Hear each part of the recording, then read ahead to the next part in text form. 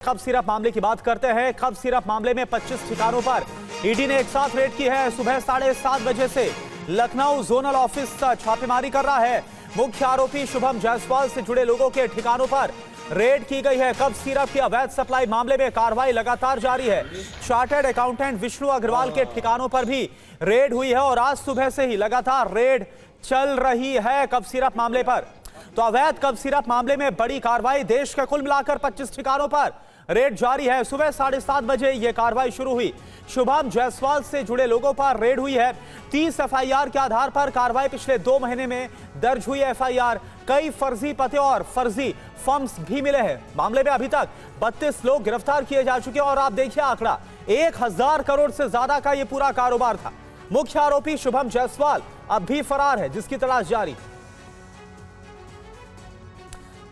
और तस्वीरें आपके सामने, ये देखिए आप किस तरह से आज एक साथ देश भर के 25 अलग अलग ठिकानों पर रेड हो रही है खब सिरप मामले में, जिसमें कई बच्चों की अभी तक जो मौत की खबरें हैं वो आई है। तो किन मामलों में एफआईआर हुई है? अवैध स्टॉकिंग के मामले में, ट्रांसपोर्टेशन के मामले में, ट्रेडिंग के मामले में और क्रॉस बॉर्डर सप्लाई, तमाम जो मामले हैं वो बहुत ज्यादा संगीन हैं। और कहां कहां पर ये रेड हुई आप जरा देखिए। लोकेशन इस वक्त आपके सामने जो आपको हम दिखा रहे हैं, ये देखिए आप, लखनऊ, वाराणसी, जौनपुर, रांची, सहारनपुर, अहमदाबाद, ये वो तमाम ठिकाने हैं जहां पर रेड हुई। और इस बीच इससे जुड़ी एक बड़ी खबर आपको बताएं। खब सिरप विवाद में नाम जोड़ने पर टीवी9 से बोले धनंजय सिंह। समाजवादी पार्टी अखिलेश को क्षत्रिय समाज से दिक्कत है, मुझे साजिश के तहत बदनाम किया जा रहा है। अमित टाटा और आलोक सिंह से संबंध धनंजय सिंह की तरफ से कहा गया। अमित टाटा के कहने पर शुभम जायसवाल के गृह प्रवेश कार्यक्रम में गए। अमित टाटा, आलोक सिंह शुभम जायसवाल से जुड़े थे, इसकी जानकारी नहीं थी। इस वक्त हमारे साथ वही नाम मौजूद हैं, धनंजय सिंह, जो कि जौनपुर से पूर्व सांसद हैं।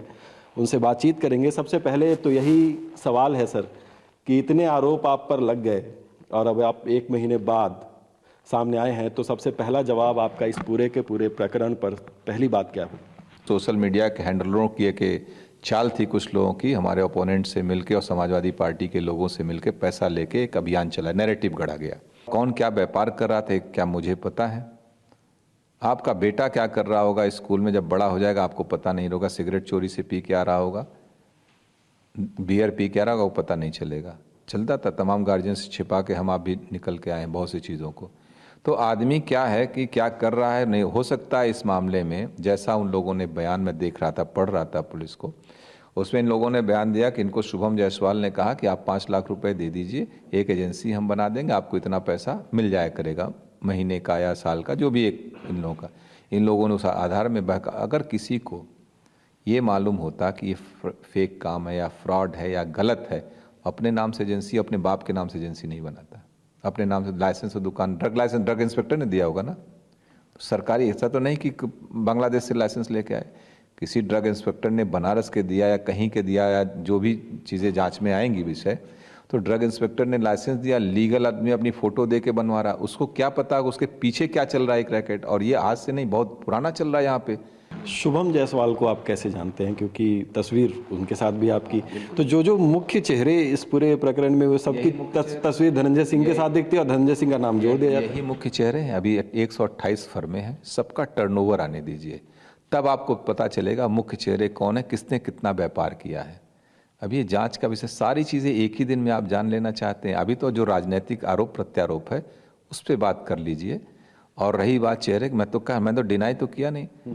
जिस दिन मैं उसके शुभम जायसवाल के घर गया था, उसका गृह प्रवेश था, यही आलोक ने हमसे कहा कि भैया चलिए वहाँ पे उसका, मेरी बनारस डेट थी, डेट पे गया था, कहे कि चले जाओ, साथ गृह प्रवेश है। हम गए थे बनारस से, चले गए, स्पेशली नहीं गए, बनारस गए थे उसके घर, और दुकान पे ले, उसके शॉप का कोई होता लीकर उसने ले रखा है, लीकर का लाइसेंस वगैरह शायद, तो उस पर लेके चले गए हमको। हमने कहा चलो भाई चलते हैं। जब जो आदमी साथ रहता है कह दिया, चला गया। क्या उस समय शुभम जायसवाल वांटेड था बनारस की पुलिस से या लखनऊ की पुलिस से, कहीं वांटेड था? तो अपने घर कैसे रह रहा था? जांच का विषय, पहले जांच होने दीजिए, कितना दोषी है, ट्रांजैक्शन आने दीजिए। मुझे पूरी जानकारी तो है नहीं अभी एजेंसी ईडी को जांच करने दीजिए। ईडी जितने 128 एफआईआर हुए हैं, कितने किसके ट्रांजैक्शन हुए, सबका बैंक खाते खंगाले जाएंगे। कहाँ से आए पैसे, कहाँ गए हैं, सारी चीज़ें निकल के आ जाएंगी।